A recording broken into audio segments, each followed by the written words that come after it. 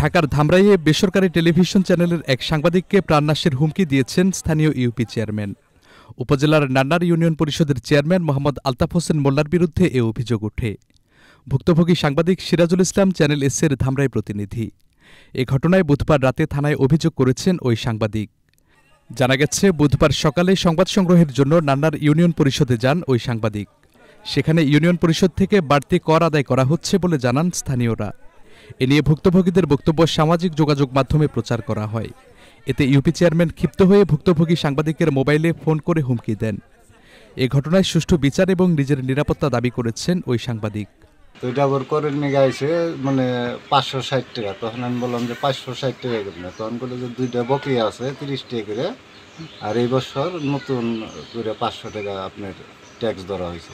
ব্যাপার বাদে যে কিছুদিন আগে ওই যে প্রায় যে জন্মদিনের কাজ করছে 50 টাকা দিয়ে কইছে বানাইছে, আর এটা নিবার হয়েছে 500 টাকা এবার। হ্যাঁ আমি দেই। গত বছর 40 টাকা, এই বছর 500 টাকা। শুধু 40 টাকা ছিল গত বছর? শুধু 40 টাকা ছিল, এই বছর 500 টাকা নিছে। আমার মা 20 টাকা করে দিছি, ওখানে হ্যাঁ যে 800 টাকা চাই গেছি। 800 টাকা করছে, কে চাইছে এটা?